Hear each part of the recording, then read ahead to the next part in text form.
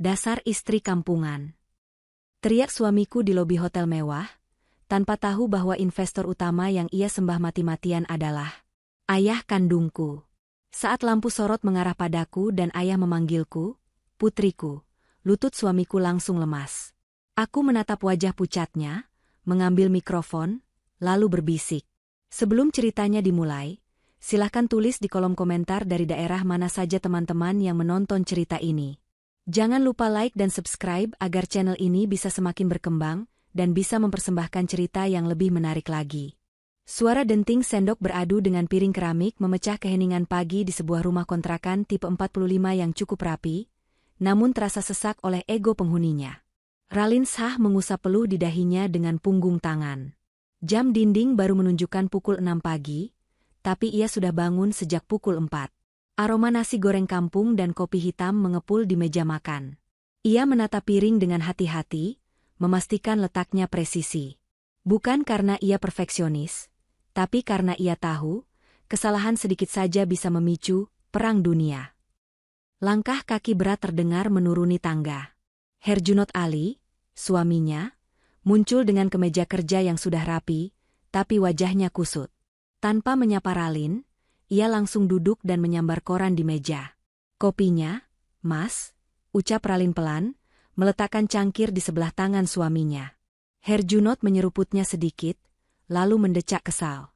Ceka, kamu tuh ya, Ralin. Sudah 2 tahun nikah, bikin kopi takaran gulanya masih aja nggak pas. Ini kemanisan. Kamu mau aku kena diabetes muda biar kamu bisa cari laki-laki lain. Ralin menunduk, menyembunyikan kilatan di matanya. Maaf, Mas. Tadi aku pakai takaran biasa. Mungkin sendoknya agak penuh.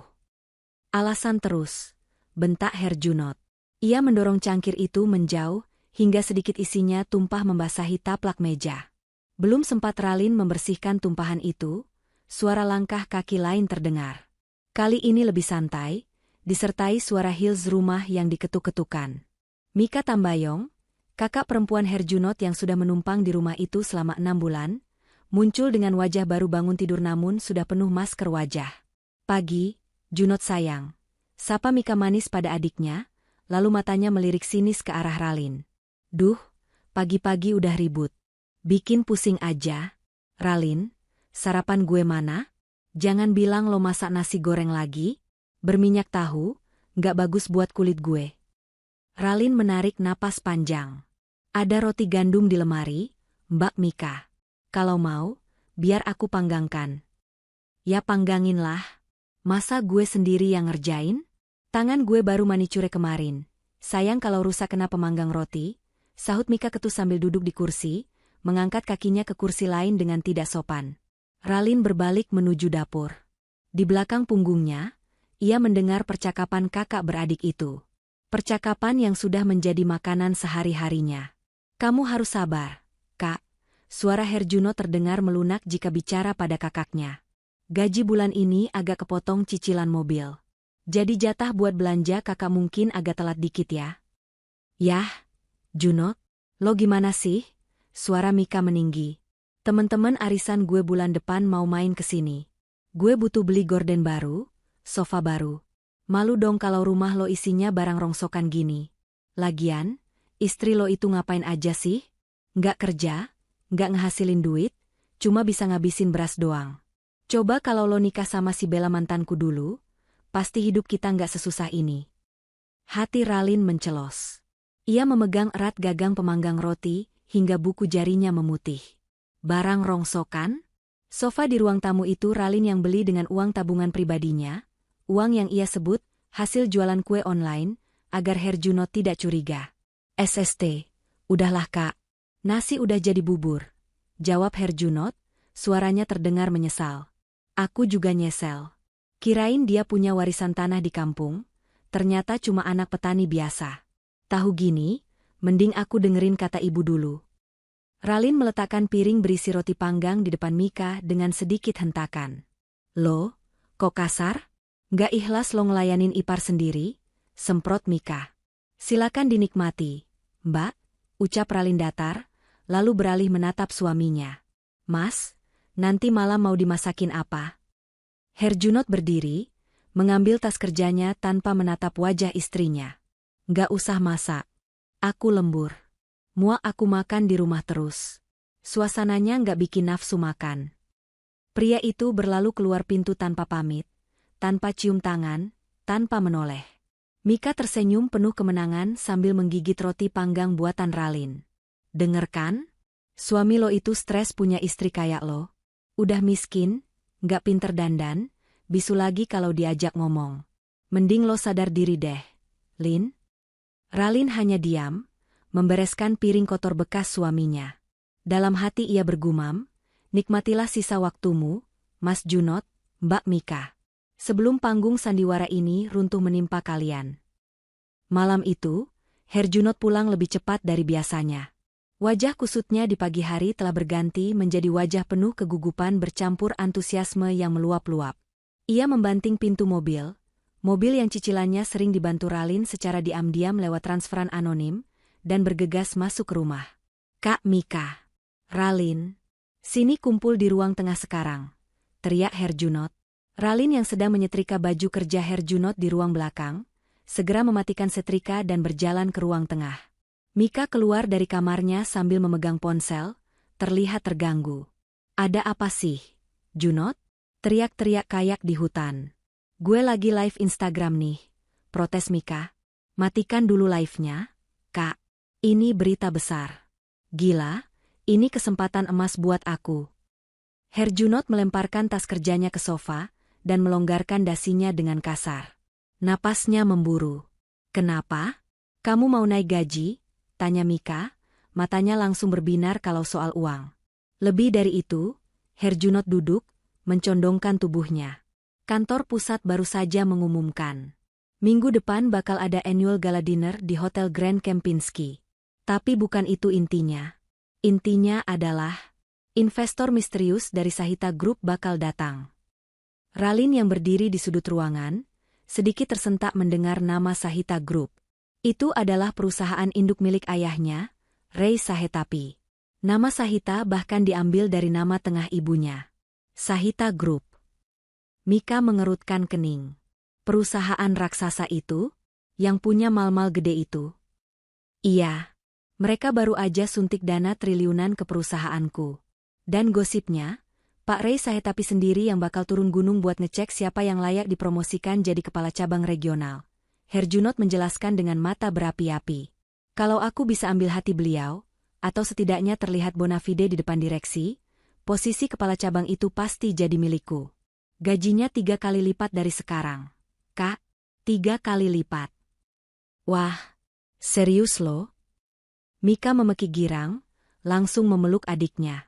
Kalau gitu lo harus tampil keren. Lo harus kelihatan kayak eksekutif muda sukses. Jangan malu-maluin. Nah, itu masalahnya. Herjunot menatap Ralin yang sejak tadi hanya diam. Tatapannya berubah menjadi tatapan menilai barang dagangan yang cacat. Undangannya couple. Wajib bawa pasangan. Hening sejenak. Mika menoleh ke arah Ralin, lalu tertawa kecil yang menyakitkan. Jangan bilang lo mau bawa dia, tunjuk Mika pada Ralin dengan dagunya. Herjunot mengusap wajahnya frustrasi. Ya mau gimana lagi? Kak, di data HRD kan statusku menikah. Kalau aku datang sendiri, nanti dikira rumah tanggaku bermasalah. Itu poin minus buat penilaian integritas. Tapi Junot, Mika berdiri, berjalan mengelilingi Ralin seolah sedang menginspeksi. Lihat deh.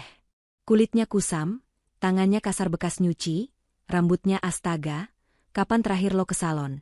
Lin, kalau lo bawa dia, yang ada orang-orang ngira lo nikahin pembantu. Jatuh dong harga diri lo di depan Pak Ray Sahetapi. Kata-kata itu menusuk, tapi Ralin sudah kebal. Ia menatap suaminya, menunggu pembelaan yang tak kunjung datang. Mas. Ralin membuka suara, pelan namun tegas. Aku bisa dandan. Aku punya baju yang pantas.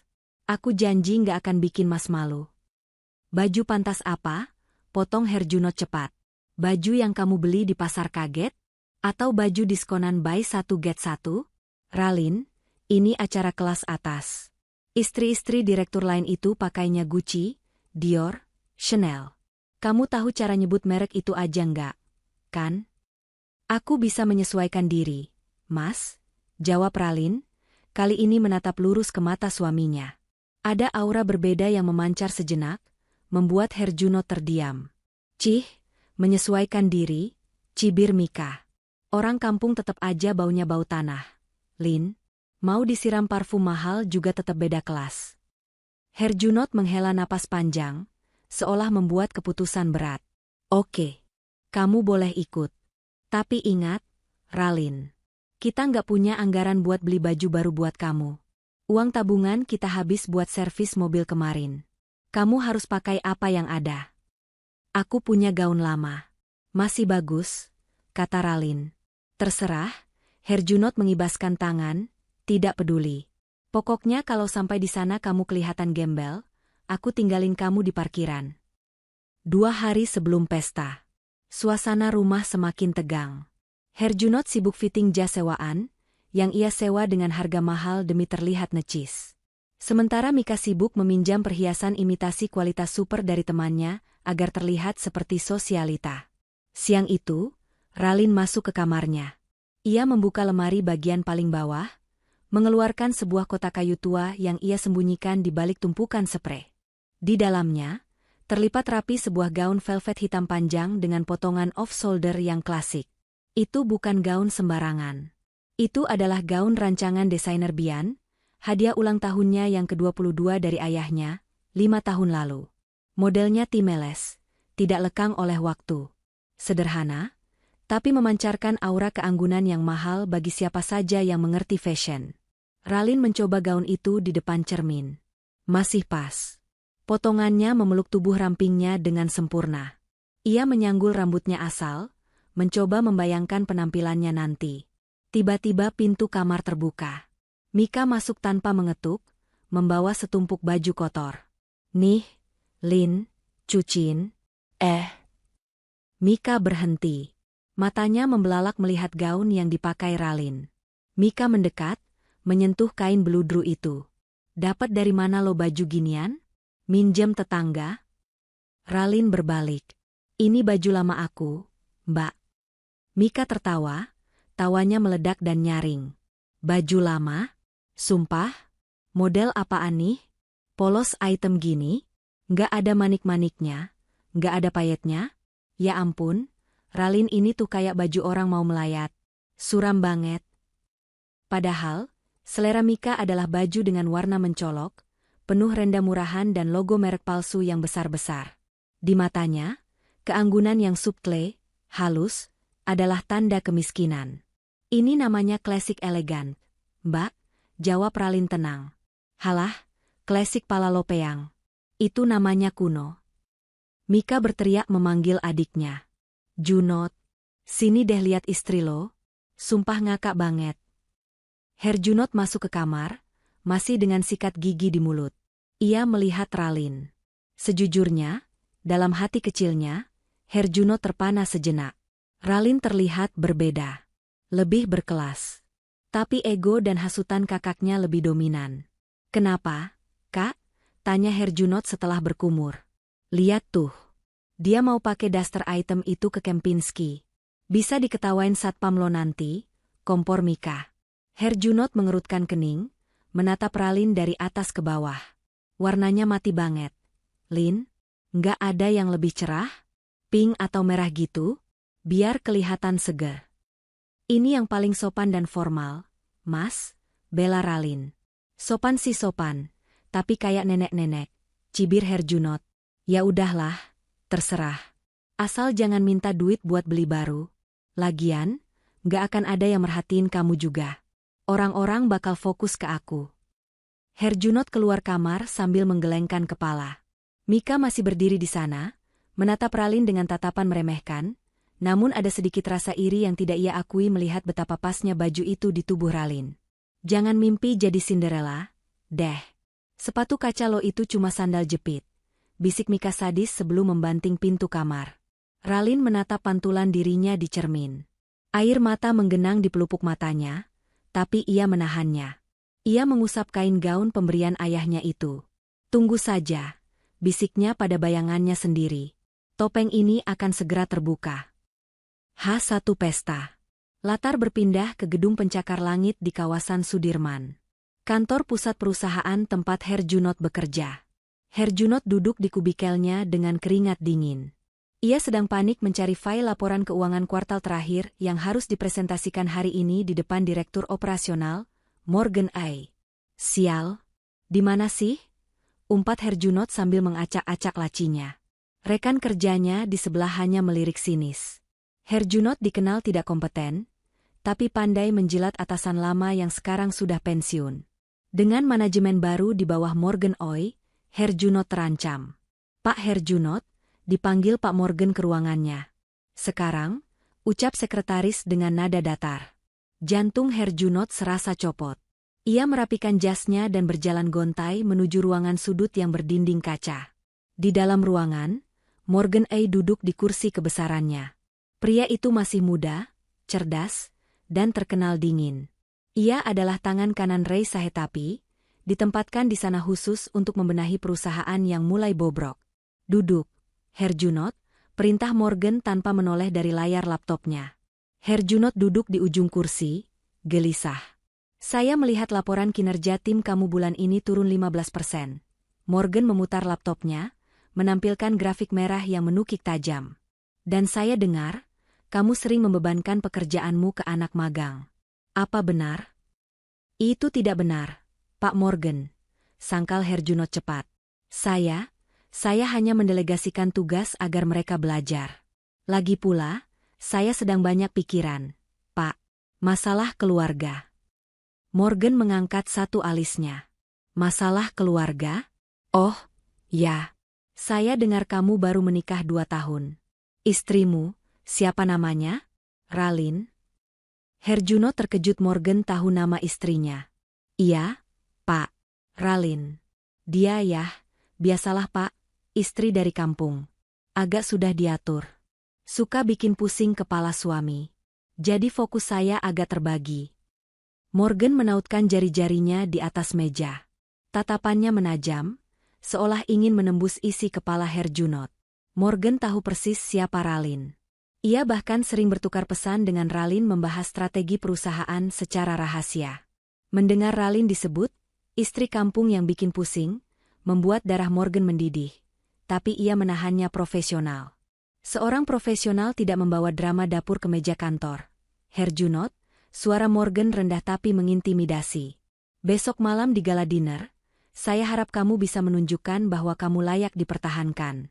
Bukan karena belas kasihan, tapi karena kompetensi. Mengerti? Siap. Mengerti, Pak. Saya akan bawa istri saya juga, biar Bapak lihat kalau saya lelaki yang bertanggung jawab. Herjunot berusaha membual. Bagus. Saya sangat ingin bertemu istri kamu. Senyum Morgan penuh arti. Sangat ingin. Setelah Herjunot keluar dengan kaki gemetar, Morgan meraih ponselnya. Ia mengetik pesan singkat. Tuh, Nona Ralin, suami Anda baru saja menyalahkan Anda atas ketidakbecusannya di kantor. Dia menyebut Anda beban. Apakah Anda yakin drama ini harus berlanjut sampai besok malam, Nona? 1 menit kemudian, balasan masuk. Fram, Nona Ralin, biarkan dia terbang tinggi dulu, Morgan. Semakin tinggi dia terbang, semakin sakit rasanya saat jatuh. Pastikan ayah datang tepat waktu. Morgan tersenyum, lalu kembali bekerja. Malam pesta tiba. Herjunot sedang mematut diri di depan cermin ruang tamu. Ia tampak gagah dengan tuxedo hitam, meski sedikit kekecilan di bagian bahu. Mika juga sudah siap dengan gaun merah menyala yang terlalu heboh, penuh payet berkilauan yang justru terlihat murahan. Gila, lo ganteng banget, Dek. Fiksi ini calon direktur. Puji Mika berlebihan.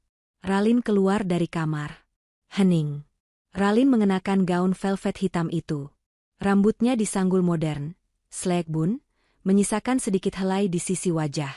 Wajahnya dipoles makeup tipis tapi flawless, menonjolkan fitur wajahnya yang tegas dan aristokrat. Di lehernya tidak ada kalung berlian, hanya leher jenjang yang putih bersih. Ia terlihat seperti lukisan berjalan. Sederhana, tapi mahal. Mika yang penuh payet tiba-tiba merasa seperti badut sirkus di sebelah Ralin. Rasa minder itu seketika berubah menjadi amarah. Heh, lo mau ngelayat siapa pakai baju item-item gitu? Pucet banget kayak mayat hidup. Hina Mika untuk menutupi rasa insekuritasnya. Herjunot menoleh. Ia terdiam lagi. Ada desiran aneh di dadanya melihat istrinya, tapi egonya menolak mengakui bahwa Ralin terlihat cantik. Mbak Mika bener, Lin. Kamu kayak mau ke pemakaman. Komentar Herjunot dingin, mematikan rasa kagumnya sendiri. Tapi ya udahlah, udah telat kalau mau ganti. Herjunot berjalan mendekati Ralin, lalu menunjuk wajah istrinya dengan telunjuk. Dengerin aku baik-baik, Ralin. Ini syarat mutlak kalau kamu mau ikut. Ralin menatap telunjuk itu, lalu beralih ke mata suaminya. Apa syaratnya, Mas? Pertama, Herjunot mengangkat satu jari. Di sana nanti, jangan banyak omong. Kalau ada yang nanya kamu siapa, bilang aja kamu ibu rumah tangga biasa. Nggak usah sok-sokan ngomongin hal yang kamu nggak ngerti. Kedua, jari kedua terangkat. Jangan nempel-nempel sama aku. Aku harus networking, harus ngobrol sama bos-bos besar. Keberadaan kamu cuma bakal bikin aku kelihatan nggak profesional, kalau aku harus gendong-gendong istri kesana kemari. Ketiga, dan ini yang paling penting, Herjunot mendekatkan wajahnya, suaranya berbisik tajam. Jangan bikin malu. Jangan makan belepotan. Jangan ketawa kenceng-kenceng kayak orang kampung. Dan jangan pernah, sekalipun, kamu nyoba sok akrab sama Pak Ray Sahetapi atau Pak Morgan. Level mereka itu langit, kamu itu kerak bumi. Mika tertawa cekikikan di belakang. Kerak bumi. Pas banget istilah lo, Junot. Ralin merasakan hatinya seperti diremas. Bukan karena sedih, tapi karena kasihan. Kasihan melihat betapa kecilnya jiwa suaminya. Baik, Mas, jawab Ralin tenang, tanpa ekspresi. Aku akan diam. Aku tidak akan mengaku sebagai istrimu kecuali ditanya. Dan aku pastikan, malam ini akan jadi malam yang tidak akan pernah Mas lupakan seumur hidup. Bagus. Ayo berangkat. Mobil sewaannya udah nunggu. Sayang banget mobil gue lagi rusak. Padahal gue pengen pamer dikit. Gerutu Herjunot sambil berjalan keluar. Ralin mengambil tas tangan kecilnya. Sebuah clutch hitam polos yang sebenarnya adalah koleksi terbatas dari Hermes, warisan ibunya, yang tak dikenali oleh Herjunot maupun Mika karena tidak ada logo H besar di depannya. Ia melangkah keluar rumah. Angin malam menerpa wajahnya. Di dalam hati, Ralin menghitung mundur. 3 jam lagi. 3 jam lagi menuju kebenaran. Suasana di depan lobi utama Hotel Grand Kempinski malam itu sangat padat. Antrean mobil-mobil mewah mengular, menunggu giliran valet parking. Kilatan lampu kamera wartawan bisnis sesekali terlihat menyambar, menandakan betapa pentingnya acara gala dinner malam ini. Di dalam sebuah mobil sedan sewaan berwarna silver yang AC-nya sedikit berbunyi, ketegangan terasa lebih mencekik daripada kemacetan di luar. Herjunot Ali duduk di kursi depan, berkali-kali mengelap keringat di pelipisnya meski udara malam cukup dingin. Matanya liar menatap mobil di depannya, sebuah Mercedes-Benz S-Class hitam mengkilap. Sialan, umpat Herjunot pelan. Itu Pak Hardi, manajer pemasaran. Mobilnya baru lagi. Lihat.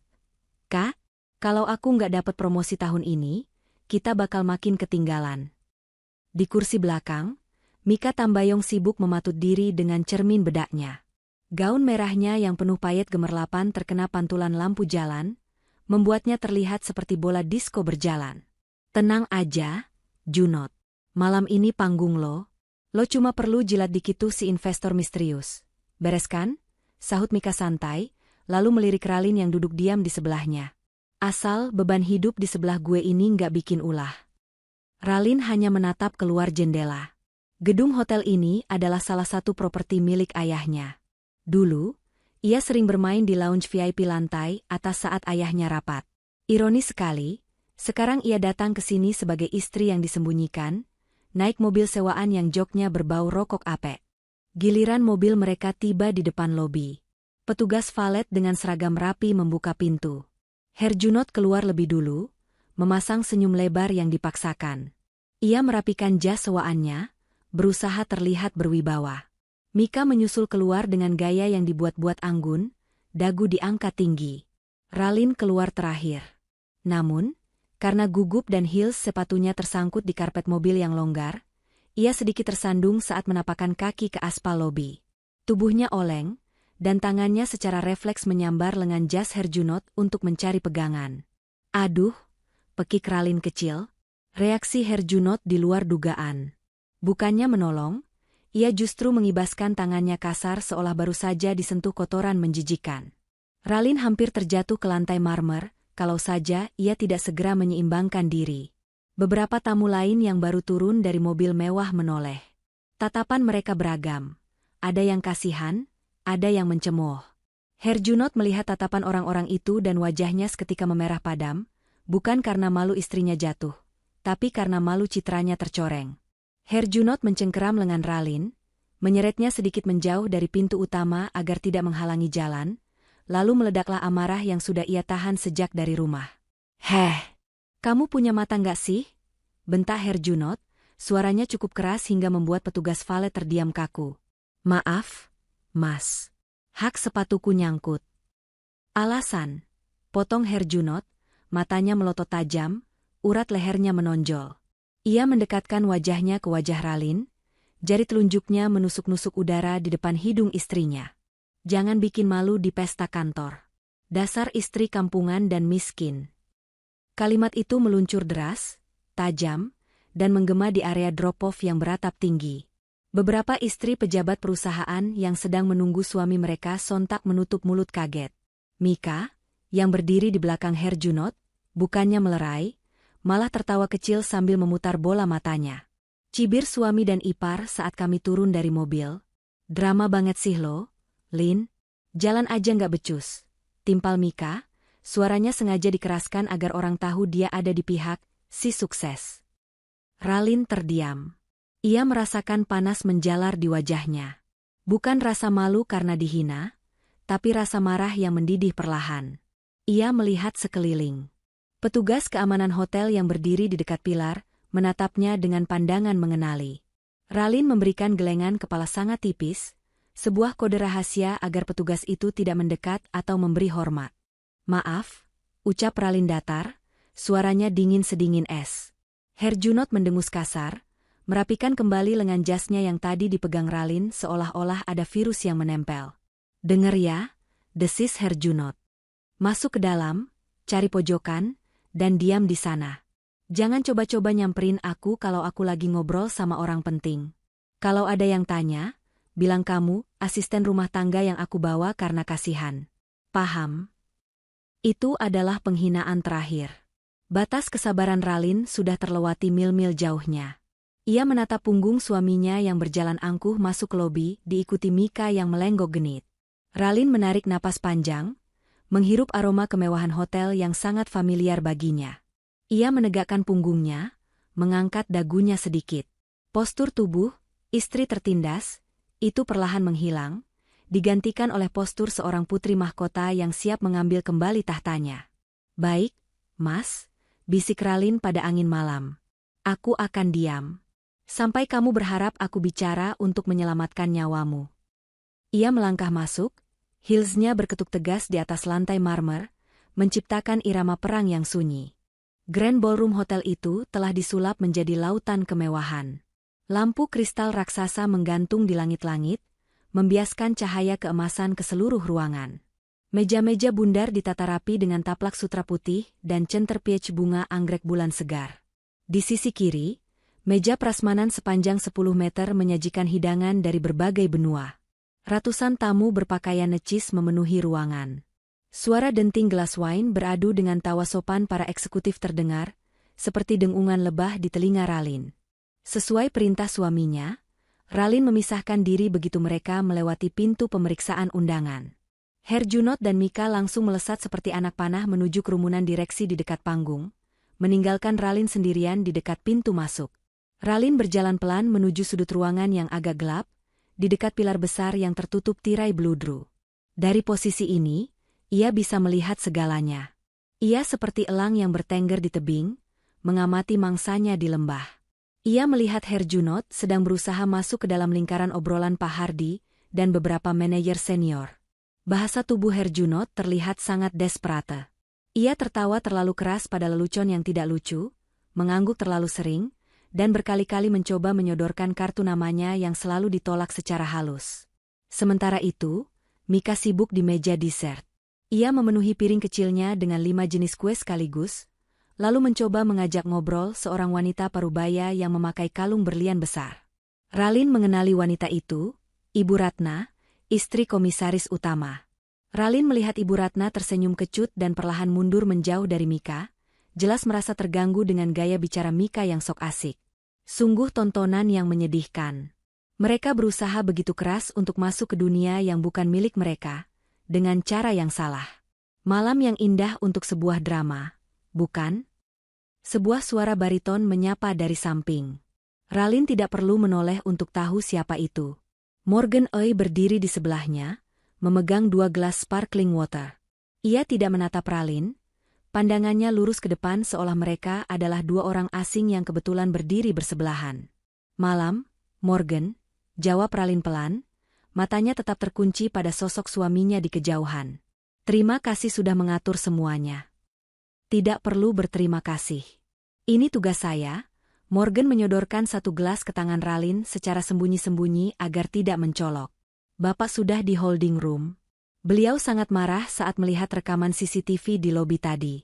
Beliau ingin langsung memecat suamimu saat itu juga, tapi saya ingatkan soal skenario Nona.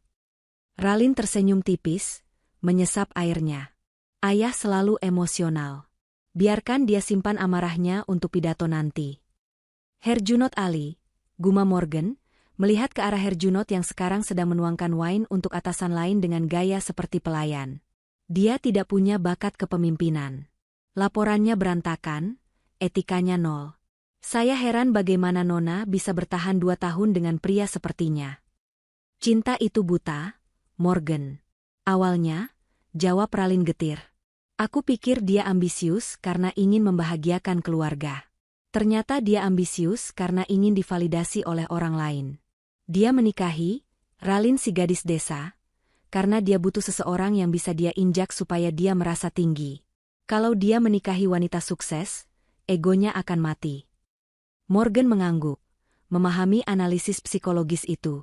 Dan malam ini, Nona akan membunuh egonya sampai ke akar. Apakah dia tahu siapa investor utamanya? Tidak. Kami merahasiakannya dengan sangat ketat. Semua orang mengira investornya adalah konsorsium asing. Tidak ada yang menduga kalau itu Sahita Group, apalagi Pak Ray langsung. Tiba-tiba, dari kejauhan, Herjunot menoleh. Ia melihat Ralin sedang berdiri di pojok, memegang gelas. Matanya menyipit. Ia tidak melihat Morgan dengan jelas, karena Morgan berdiri agak terhalang pilar. Herjunot bergegas menghampiri Ralin dengan langkah lebar dan wajah masam. Morgan dengan cepat melangkah mundur, menghilang ke balik tirai menuju area belakang panggung sebelum Herjunot sampai. Ngapain kamu minum-minum? Tegur Herjunot begitu sampai di depan Ralin. Ia menyambar gelas dari tangan istrinya. Ini alkohol bukan? Jangan bikin malu. Nanti kalau kamu mabuk gimana? Itu cuma air soda, Mas, jawab Ralin tenang. Halah, jangan bohong. Udah, kamu diam aja. Jangan megang apa-apa, jangan ngunyah apa-apa. Tuh lihat Kak Mika, dia pinter cari relasi. Kamu dari tadi cuma bengong kayak patung. Ralin melirik ke arah Mika yang sekarang sedang duduk sendirian di meja kosong sambil main HP. Karena tidak ada yang mau meladeninya. Mas yakin Mbak Mika lagi cari relasi? Tanya Ralin sarkas. Jangan nyinyir kamu. Mika itu punya kelas. Nggak kayak kamu, bentak Herjunot pelan tapi penuh penekanan. Udah, aku mau ke depan lagi. Bentar lagi acara mulai. Awas kalau kamu gerak dari sini. Herjunot kembali meninggalkan Ralin, kembali mengejar bayang-bayang kesuksesan semuanya. Ralin menatap punggung itu dengan tatapan perpisahan. Selamat tinggal, Mas. Ini terakhir kalinya kamu bisa membentakku. Pukul 8 tepat. Lampu-lampu kristal di ruangan itu meredup perlahan. Musik orkestra yang tadinya mengalun lembut kini berubah menjadi nada yang lebih megah dan triumfan. Suara pembawa acara, MC, menggema melalui pengeras suara kualitas terbaik. Hadirin sekalian, mohon perhatiannya. Saat yang kita tunggu-tunggu telah tiba. Mari kita sambut dengan tepuk tangan yang meriah, investor utama yang akan membawa perusahaan kita menuju era keemasan baru. Dari Sahita Group, Bapak Ray Sahetapi. Pintu ganda di samping panggung terbuka lebar. Asap dry ice tipis menyembur sebagai efek dramatis. Masuklah Ray Sahetapi. Pria berusia 60-an itu tampil memukau dengan setelan jas bespoke buatan Italia berwarna biru tua. Rambutnya yang memutih disisir rapi ke belakang, wajahnya tegas, memancarkan aura kekuasaan yang tidak terbantahkan. Di belakangnya, Morgan Oey berjalan tegap membawa map dokumen, diikuti oleh 2 asisten pribadi. Tepuk tangan membahana. Gemuruhnya seperti suara ombak menghantam karang. Semua tamu berdiri, standing ovation, sebagai tanda hormat. Di barisan tengah, Herjunot Ali berjinjit-jinjit, berusaha melihat ke depan. Matanya terbelalak. Gila, Kak? Bisik Herjunot pada Mika yang sudah berdiri di sebelahnya sambil mengunyah sisa kue. Itu Ray Sahetapi beneran. Orang terkaya nomor 5 di majalah bisnis bulan lalu. Sumpah, kalau aku bisa salaman sama dia, foto bareng, terus upload di LinkedIn kelar hidup kita. Kak, makmur 7 turunan. Serius lo? Itu orangnya? Mika menyeka mulutnya dengan punggung tangan, matanya langsung hijau melihat sosok Ray yang terlihat sangat uang. Ganteng juga ya tua-tua. Pepet terus, Junot, jangan kasih kendor. Herjunot mulai menyikut orang-orang di depannya. Misi, Pak, misi maaf, saya dari divisi keuangan, harus di depan. Bohongnya sambil menyeruak maju. Ia tidak peduli sikutnya mengenai pinggang orang, atau kakinya menginjak sepatu orang lain. Ambisinya telah membutakan sopan santunnya. Ralin, dari sudut gelapnya, hanya berdiri diam. Ia tidak bertepuk tangan. Ia menatap ayahnya dari kejauhan. Ray Sahetapi, saat berjalan menuju podium, sempat melirik sekilas ke seluruh penjuru ruangan. Tatapan matanya berhenti sepersekian detik di sudut tempat Ralin berdiri. Sebuah anggukan mikro terjadi di antara ayah dan anak itu. Sinyal dimulainya eksekusi. Ray naik ke atas panggung. Ia berdiri di belakang podium, menatap ratusan wajah yang menatapnya penuh harap. Suasana hening seketika. Harisma Ray membuat tak ada satupun orang berani berbisik. Selamat malam, suara Ray berat dan berwibawa, menggema jernih. Malam? Jawab hadirin serempak.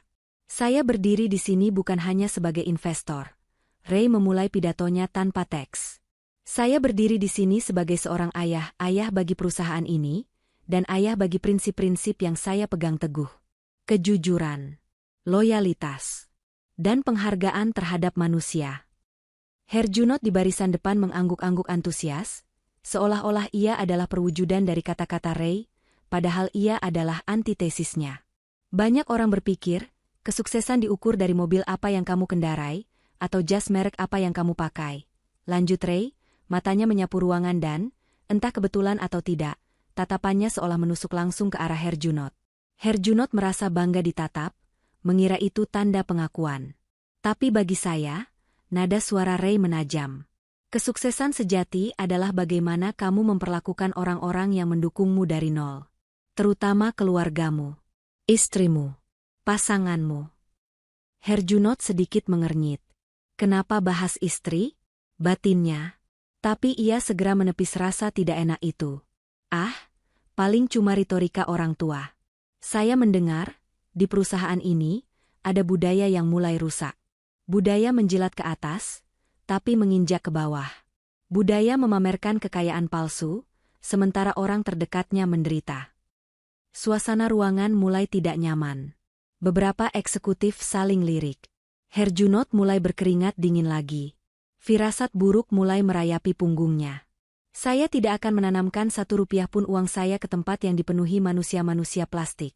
Suara Ray meninggi, membuat gema di ruangan. Kecuali karena satu alasan.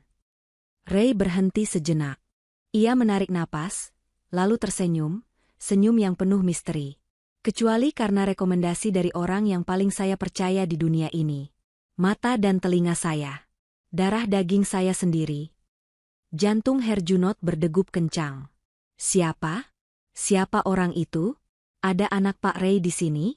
Herjunot menoleh ke kanan-kiri, mencari sosok eksekutif muda yang mungkin adalah anak Ray. Dia ada di ruangan ini, kata Ray.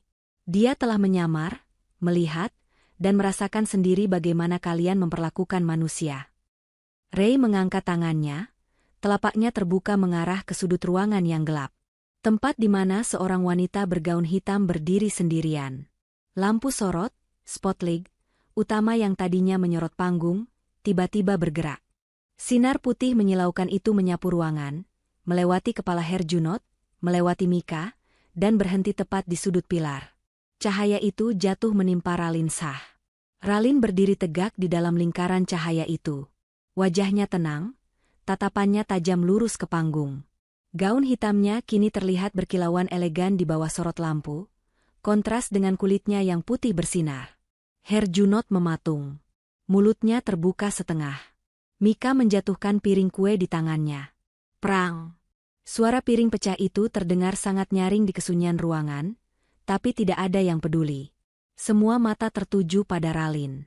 Ray Saetapi tersenyum bangga, suaranya melembut namun terdengar jelas di seluruh ballroom. Silakan naik ke panggung, putriku, Ralin. Waktu seolah berhenti berputar bagi Herjunot Ali. Otaknya yang biasanya licik dan cepat berputar mencari alasan, kini macet total, Freze. Kata, putriku, berdengung di telinganya seperti suara tawon raksasa. Putri? Ralin? Istriku yang kampungan itu? Anak Ray Saetapi? Mustahil. Ini pasti mimpi buruk. Ini pasti prank. Tapi pemandangan di depannya terlalu nyata. Ralin mulai melangkah. Ia tidak berjalan menunduk seperti Ralin yang biasa Herjunot bentak di rumah. Ia berjalan dengan langkah stride yang panjang dan percaya diri. Dagunya terangkat. Aura kekuasaannya menguar begitu kuat hingga orang-orang di sekitarnya secara otomatis membelah diri, memberikan jalan. Morgan Oi turun dari panggung, berjalan cepat menghampiri Ralin di tengah ruangan, lalu membungkuk hormat, bukan bungkukan biasa, tapi bungkukan hormat seorang bawahan kepada atasan tertingginya. Morgan mengulurkan tangannya. Ralin menerima uluran tangan Morgan, dan mereka berjalan bersama menuju tangga panggung. Herjunot yang posisinya berada di jalur yang dilewati Ralin, masih berdiri mematung. Saat Ralin melewatinya, waktu seolah melambat lagi. Ralin berhenti sejenak tepat di samping Herjunot. Ia menoleh perlahan. Jarak wajah mereka hanya beberapa sentimeter. Herjunot bisa melihat riasan wajah istrinya yang sempurna, wangi parfum Jo Malone yang samar namun mewah tercium oleh hidungnya. Wangi yang selama ini tidak pernah ia perhatikan karena sibuk menghina bau bawang di tangan Ralin. Permisi, Mas, bisik Ralin lembut, namun nadanya sedingin kutub utara. Tolong minggir. Asisten rumah tanggamu mau lewat. Herjunot terhuyung ke belakang seolah ditampar palu godam tak kasat mata. Ia menabrak Mika yang juga sedang melongo dengan mulut menganga lebar, lipstik merahnya terlihat berantakan. Ralin melanjutkan langkahnya, menaiki tangga panggung. Suara langkah kakinya menggema melalui mikrofon di podium. Saat Ralin sampai di sisi Ray Saetapi, sang konglomerat itu langsung merangkul bahu putrinya erat-erat, mencium keningnya di depan ratusan pasang mata. Itu adalah gestur kasih sayang yang tulus, sekaligus deklarasi kepemilikan yang mutlak. Perkenalkan, Ray berbicara lagi ke mikrofon. Ini Ralin Shah Saetapi. Komisaris utama baru kalian. Dan pemilik sah 60% saham perusahaan ini yang baru saja saya alihkan atas namanya pagi ini. Duar. Pernyataan itu seperti bom atom yang meledak di kepala Herjunot. Komisaris utama? Pemilik saham mayoritas? Itu berarti Ralin adalah bos dari bosnya Herjunot. Ralin adalah pemilik gedung tempat Herjunot bekerja. Ralin adalah orang yang menggaji Herjunot. Lutut Herjunot lemas. Ia kehilangan keseimbangan dan jatuh terduduk di lantai karpet ballroom. Pemandangan yang sangat memalukan. Seorang calon kepala cabang, jatuh terduduk seperti orang linglung di tengah pesta megah. Para tamu mulai berbisik-bisik. Itu suaminya kan? Iya, itu Herjunot yang divisi keuangan. Ya ampun, dia nggak tahu istrinya anak pemilik. Kasian banget, mukanya kayak orang kena stroke. Bisikan-bisikan itu seperti jarum yang menusuk-nusuk telinga Herjunot. Di atas panggung, Ray menyerahkan mikrofon kepada Ralin. Ralin memegang mikrofon itu dengan luwes. Ia menatap lautan manusia di depannya. Matanya menyapu ruangan, dan akhirnya berhenti tepat pada sosok Herjunot yang masih terduduk di lantai, dan Mika yang gemetar di sebelahnya memegangi lengan adiknya. Wajah Herjunot dan Mika benar-benar pucat pasi. Tidak ada setetes pun darah yang tersisa di wajah mereka. Mereka terlihat seperti mayat hidup. Persis seperti judul bab ini. Mata Herjunot kosong, menatap Ralin dengan campuran rasa takut, tidak percaya, dan kehancuran total. Ralin tersenyum. Bukan senyum manis, tapi senyum kemenangan yang mengerikan. "Terima kasih, Ayah," ucap Ralin, suaranya stabil dan jernih. "Dan terima kasih kepada seluruh hadirin yang menyambut saya dengan hangat." Ralin menjeda kalimatnya, membiarkan ketegangan memuncak. "Malam ini, saya belajar banyak hal. Saya belajar bahwa jabatan bisa membuat seseorang lupa daratan. Saya belajar bahwa kemewahan bisa membuat orang buta terhadap ketulusan." Ia melangkah maju sedikit, mendekati bibir panggung, seolah ingin berbicara langsung pada Herjunot di bawah sana. "Ada seseorang yang berkata kepada saya malam ini, tepat di depan lobi hotel ini." Ralin memulai ceritanya. Suasana hening mencekam. Tidak ada yang berani bernapas. Orang itu berkata, "Jangan bikin malu di pesta kantor. Dasar istri kampungan dan miskin." Ralin menirukan intonasi Herjunot dengan sempurna. Terdengar suara gasps, pekikan kaget, dari para tamu. Semua mata langsung tertuju pada Herjunot. Wajah Herjunot kini bukan lagi pucat, tapi berubah menjadi abu-abu. Keringat dingin mengucur deras membasahi kemeja mahalnya. Ia ingin bumi membelah dan menelannya saat itu juga. "Kata-kata yang menarik," lanjut Ralin santai. "Saya sempat berpikir, apakah saya benar-benar memalukan? Apakah gaun Bian yang saya pakai ini terlalu kampungan?" Ralin menyentuh gaunnya. Para wanita sosialita di ruangan itu langsung berbisik. "Itu Bian asli. Koleksi vintage. Harganya ratusan juta." Mika yang mendengar itu langsung merasa gaun payet merahnya seperti kain lap kotor. Mika menunduk dalam-dalam, mencoba menyembunyikan wajahnya di balik bahu Herjunot. Tapi kemudian saya sadar, suara Ralin kembali menajam. "Yang memalukan bukanlah penampilan saya. Yang memalukan adalah sikap seseorang yang merasa dirinya raja, padahal dia hanya berdiri di atas panggung yang dibiayai oleh istrinya sendiri." Kalimat itu telak. Skakmat. Ralin tidak menyebut nama. Tapi semua orang tahu siapa yang dimaksud. Sayang sekali, Ralin menggelengkan kepalanya pelan, menatap Herjunot dengan tatapan iba yang merendahkan. Istri kampungan? Ini sepertinya tidak cocok berada di perusahaan yang dipimpin oleh suaminya sendiri. Jadi, mungkin sudah waktunya struktur perusahaan ini dibersihkan dari hama.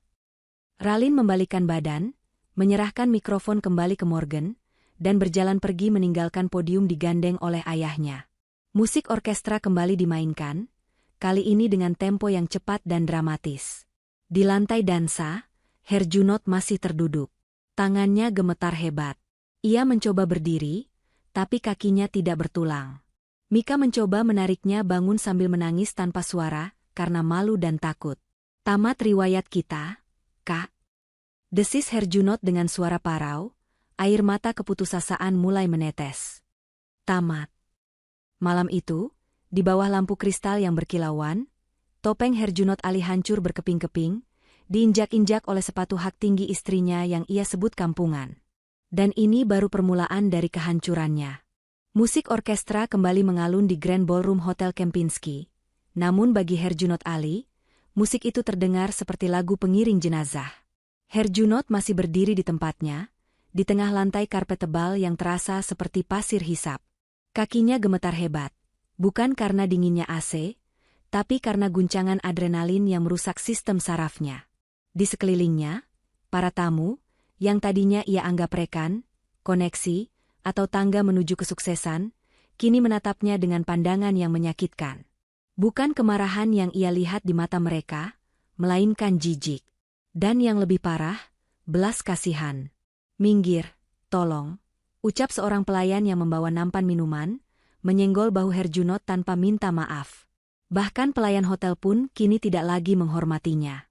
Mika Tambayong, yang berdiri di sebelahnya, mencengkeram lengan jas Herjunot hingga kukunya menembus kain. Wajah Mika yang tadi angkuh kini basah oleh keringat luntur bercampur foundation. "Junot itu bohong kan?" bisik Mika, suaranya bergetar histeris. "Si Ralin itu nyewa orang kan buat jadi bapak-bapakan? Dia nggak mungkin anak Pak Ray, kan? Bilang sama gue itu prank, Junot." Herjunot menepis tangan kakaknya dengan kasar. "Diam lo, Kak. Lo nggak lihat tadi Pak Ray nyium jidat dia? Lo nggak lihat semua direksi nunduk sama dia? Otak lo di mana?" Tiba-tiba, kerumunan di depan mereka membelah. Ray Sahetapi turun dari panggung.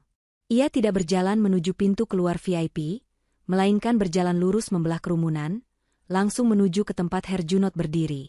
Di belakangnya, dua pengawal berbadan tegap mengikuti dengan sigap. Jantung Herjunot berhenti berdetak. Ia ingin lari, tapi kakinya dipaku ke lantai.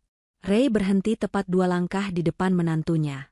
Jarak yang cukup dekat untuk Herjunot mencium aroma cerutu mahal dan aftershave yang mengintimidasi. Ray tidak berteriak. Ia tidak memukul. Ia hanya menatap Herjunot dengan tatapan seorang raja melihat serangga yang merusak tanamannya. "Tepak Ray." Herjunot tergagap, suaranya pecah. Ia refleks membungkuk, gestur penjilat yang sudah mendarah daging. Saya bisa jelaskan? Ini semua cuma salah paham. Saya dan Ralin cuma. Saya tidak ingat memberikan izin kepada kamu untuk menyebut nama putri saya, potong Ray. Suaranya pelan, rendah, tapi resonansinya membuat bulu kuduk Herjunot berdiri. Herjunot langsung bungkam. Mulutnya terkatup rapat. Ray memasukkan satu tangan ke saku celananya, santai namun mematikan. "Saya dengar kamu ingin promosi jadi kepala cabang? Kamu ambisius sekali, Herjunot." "Iya Pak, maksud saya, dulu sekarang saya." Seorang pemimpin, Ray melanjutkan seolah Herjunot tidak bicara, dinilai dari bagaimana dia memimpin unit terkecil dalam masyarakat, yaitu keluarga. "Kalau memimpin satu istri saja kamu gagal, kalau menjaga perasaan satu wanita saja kamu tidak becus, bagaimana kamu berani bermimpi memimpin ribuan karyawan saya?" Ray maju selangkah lagi. Herjunot mundur selangkah, hampir menabrak meja prasmanan. "Malam ini, nikmatilah hidangan pesta ini. Makanlah sepuasmu. Minumlah sepuasmu. Karena mulai besok pagi, kamu akan butuh banyak energi untuk mencari pekerjaan baru." Mata Herjunot membelalak. "Tepa, Bapak memecat saya?" "Memecat?" Ray tertawa kecil, tawa yang kering tanpa humor. "Oh tidak, Herjunot. Saya tidak akan memecat kamu. Itu terlalu mudah. Kamu akan mengundurkan diri. Sukarlah. Besok pagi, surat pengunduran dirimu harus sudah ada di meja Morgan sebelum jam 8. "Tetapi Pak, cicilan saya, karir saya." Herjunot mulai panik, air mata putus asa menggenang. Ray mencondongkan wajahnya, matanya menatap tajam ke manik mata Herjunot. "Dan satu lagi. Saya pastikan, nama kamu akan masuk dalam daftar hitam di asosiasi perusahaan industri ini. Tidak akan ada perusahaan bona fide yang mau menerima orang yang menghina pemilik saham mayoritasnya sendiri. Kamu tamat di kota ini, Nak." Setelah mengucapkan vonis mati itu, Ray menepuk bahu Herjunot 2 kali, tepukan yang terasa seperti vonis hakim, lalu berbalik pergi tanpa menoleh lagi. Herjunot merosot. Kali ini ia benar-benar jatuh berlutut. Dunianya runtuh. Karirnya, masa depannya, harapannya, hancur lebur hanya dalam durasi 5 menit percakapan. Di sekelilingnya, para tamu mulai menjauh, seolah Herjunot membawa penyakit menular. Tidak ada yang menolongnya berdiri. "Kejar, Junot. Goblok banget sih lo, malah bengong." Mika menarik kerah jas Herjunot, memaksanya berdiri. "Lo harus minta maaf sama Ralin. Sekarang. Kalau lo dipecat, gue makan apa? Cicilan mobil gue siapa yang bayar? Kejar dia." Kata-kata Mika, meski kasar, menyadarkan Herjunot. Benar. Satu-satunya kunci keselamatannya sekarang adalah Ralin. Istrinya. Wanita yang selama ini penurut dan bodoh itu pasti masih punya hati. Ralin pasti tidak tega melihat suaminya hancur. Ralin mencintainya. Kan? Ayo. Herjunot bangkit, mengabaikan rasa malunya. Mereka berdua berlari keluar ballroom. Pemandangan itu sungguh ironis. Tadi mereka masuk dengan dagu terangkat sombong, sekarang mereka berlari terengah-engah seperti maling yang dikejar warga. Mika bahkan melepas heels mahalnya dan menentengnya di tangan, berlari telanjang kaki di atas karpet koridor hotel demi mengejar sumber uang mereka. Mereka sampai di lobi depan tepat saat sebuah limosin hitam panjang berhenti di area drop-off. Pintu belakang mobil itu terbuka, dan Ralin baru saja akan masuk. "Ralin, sayang, tunggu," teriak Herjunot. Suaranya serak, memecah keheningan lobi yang elegan. Ralin berhenti. Ia tidak langsung masuk. Ia berbalik perlahan. Di sampingnya berdiri Morgan Oi yang menahan pintu mobil. Herjunot dan Mika berlari menghampiri, napas mereka memburu. Herjunot langsung berusaha meraih tangan Ralin, tapi Morgan dengan sigap pasang badan, merentangkan tangannya menghalangi Herjunot. "Jaga jarak," ucap Morgan dingin. "Minggir lo, gue mau ngomong sama istri gue," bentak Herjunot pada Morgan, sisa-sisa arogansinya muncul karena panik. Lalu ia menatap Ralin dengan wajah memelas yang dibuat-buat. "Ralin, sayang, dengerin aku dulu. Tadi di dalam itu, aku cuma bercanda. Kamu tahu kan aku orangnya suka bercanda? Itu tes mental buat kamu. Aku cuma mau ngelatih kamu biar kuat." Herjunot meracau, menyusun alasan yang sangat tidak masuk akal. Mika ikut menimpali, memasang wajah sedih yang palsu. "Iya, Lin, aduh, Ralin adik iparku sayang. Gue tadi juga cuma akting. Kita kan keluarga. Masa lo masukin hati si omongan kakak ipar sendiri? Gue tuh sayang banget sama lo sebenarnya." Ralin menatap kedua manusia di depannya itu. Dulu, ia akan luluh melihat wajah memelas suaminya. Dulu, ia akan meminta maaf meski tidak salah. Tapi malam ini, selaput di matanya sudah terangkat sepenuhnya. Ia melihat Herjunot bukan sebagai suami, tapi sebagai pria asing yang menyedihkan. "Bercanda?" ulang Ralin pelan. Ia tersenyum miring. "Jadi waktu kamu bilang aku, kampungan dan miskin, itu lucu menurutmu, Mas?" Itu cuma strategi. Biar orang gak curiga kalau kamu istri pejabat." Kila Herjunot makin ngawur. "Sayang, tolonglah. Pak Ray mau pecat aku. Kamu harus ngomong sama ayah kamu. Bilang sama dia kalau kita bahagia. Bilang sama dia kalau aku suami yang baik. Please, Ralin. Aku janji bakal beliin kamu apa aja. Aku bakal pecat pembantu biar kamu gak usah kerja lagi.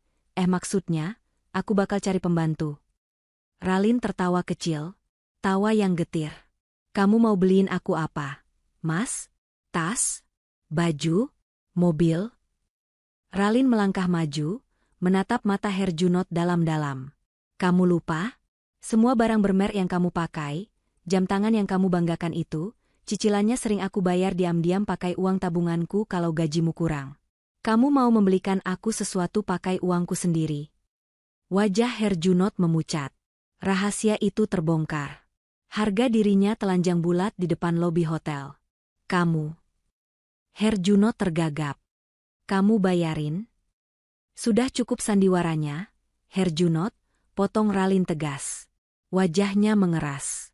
"Mulai detik ini, jangan panggil aku, sayang. Panggilan itu terlalu mahal buat mulut kamu." Ralin berbalik, masuk ke dalam limosin yang nyaman dan dingin. Ralin jangan pergi. Gue bisa jelasin." Mika mencoba maju, tapi didorong mundur oleh pengawal. "Jalan, Pak," perintah Ralin pada sopir. Morgan Oi tersenyum sinis pada Herjunot, lalu menutup pintu mobil dengan debuman yang mantap. Blam. Limosin itu perlahan bergerak menjauh, meninggalkan Herjunot dan Mika yang berdiri termangu di trotoar. Asap knalpot tipis menerpa wajah mereka. "Mobil sewaan kita mana?" tanya Mika lirih, melihat sekeliling lobi yang mulai sepi. Herjunot merogoh saku jasnya, mencari struk valet. Tangannya gemetar. Tadi sewanya cuma 4 jam. Harusnya udah harus balikin jam segini. Kalau telat kena denda." "Denda?" pekik Mika. "Duit dari mana?" Dompet gue ketinggalan di meja pesta. Malam itu, di depan hotel bintang 5 tempat orang-orang terkaya berkumpul, Herjunot Ali dan Mika Tambayong memulai kejatuhan mereka dengan berdebat soal uang taksi. Di dalam limosin yang melaju membelah jalanan Jakarta, Ralin duduk diam menatap lampu-lampu kota yang bergerak cepat di luar jendela. Di tangannya, segelas champagne yang dituangkan oleh Morgan belum disentuh. Pikirannya melayang mundur ke 3 tahun lalu. Kenapa harus menyamar, Non? Pertanyaan Morgan dulu terngiang lagi. Kilas balik dimulai. 3 tahun lalu, Ralin adalah wanita berusia 24 tahun yang baru menyelesaikan S2 bisnis di London. Ia cantik, cerdas, dan pewaris tunggal kerajaan bisnis. Namun, ia memiliki luka yang dalam. Mantan kekasihnya, seorang pria dari kalangan sosialita juga, ternyata hanya memanfaatkannya untuk merger perusahaan. Pria itu berselingkuh tepat seminggu sebelum pertunangan mereka. Aku nikahin Ralin cuma karena butuh modal bapaknya. Orangnya sih ngebosenin. Begitu kata mantan kekasihnya yang terekam tidak sengaja. Sejak saat itu, Ralin menutup hati. Ia meminta pada ayahnya, Ray Sahetapi, untuk membiarkannya hidup normal sebentar sebelum memegang kendali perusahaan. Ia ingin tahu rasanya dicintai sebagai Ralin, bukan sebagai Putri Sahita Group. Ia menyewa sebuah kos sederhana di Jakarta Selatan, bekerja sebagai staf admin biasa di perusahaan lain dengan nama samaran. Di sanalah ia bertemu Herjunot Ali. Saat itu, Herjunot adalah senior di kantor itu. Dia terlihat berbeda. Dia rajin sholat, sopan pada semua orang, dan terlihat pekerja keras. Suatu hari, saat hujan deras, Herjunot memberikan payungnya pada Ralin yang sedang menunggu ojek online. "Pakai aja, Dek. Nanti kamu sakit." "Saya laki-laki, kena hujan dikit nggak apa-apa," kata Herjunot waktu itu dengan senyum tulus yang memikat. Ralin jatuh cinta. Ia pikir ia menemukan berlian di dalam lumpur. Pria sederhana yang tulus. Ketika mereka menikah setahun kemudian, Ray Sahetapi menentang keras. Insting bisnis Ray mencium ketidakberesan pada Herjunot. Mata anak itu mata lapar, Ralin. Dia bukan lapar nasi, dia lapar status, kata Ray waktu itu. Tapi Ralin bersikeras. "Biar aku buktikan papa salah. Aku akan hidup sederhana dengannya. Kalau dia tetap mencintaiku saat aku tidak punya apa-apa, berarti dia tulus." Ray akhirnya setuju dengan satu syarat. Ralin tidak boleh memberikan bantuan finansial besar secara terbuka, dan identitas aslinya harus dirahasiakan sampai Ray merasa yakin. Awal pernikahan, semua terasa manis. Tapi bulan demi bulan berganti, topeng Herjunot mulai retak. Terutama setelah Mika, kakaknya, datang menumpang hidup. Ralin mulai melihat sifat asli suaminya. Manipulatif, insecure, dan mudah dipengaruhi. Herjunot yang dulu memberikan payung saat hujan, berubah menjadi Herjunot yang membiarkan Ralin kehujanan demi menjemput kakaknya di mal.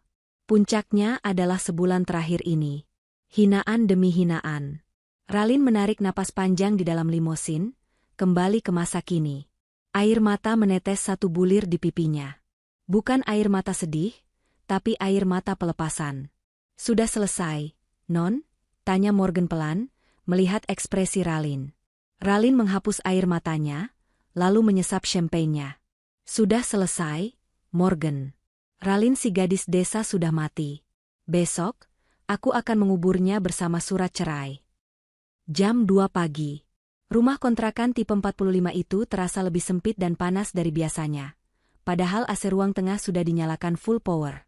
Herjunot dan Mika baru saja sampai. Mereka pulang naik taksi online paling murah, dan harus berdebat dengan sopir karena saldo e-wallet Herjunot kurang, sehingga harus mencari recehan di saku celana. Begitu pintu rumah tertutup, meledaklah bom waktu itu. "Ini semua gara-gara lo," teriak Herjunot sambil membanting jas sewaannya ke lantai.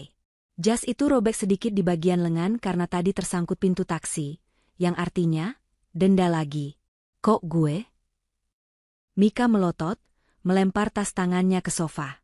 "Lo yang suami nggak becus. Lo yang nggak bisa didik istri. Coba kalau lo dari awal tegas, nggak mungkin Ralin berani ngelunjak kayak gini. Lo yang kompor, Kak." Herjunot menunjuk wajah kakaknya dengan jari gemetar. Lo yang selalu bilang Ralin kampungan.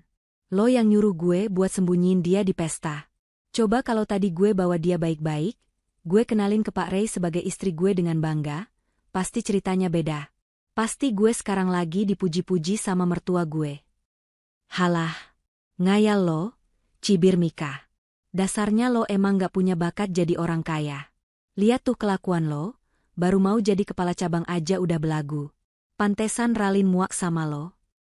Ngaca, Kak, ngaca. Herjunot menjambak rambutnya sendiri frustrasi.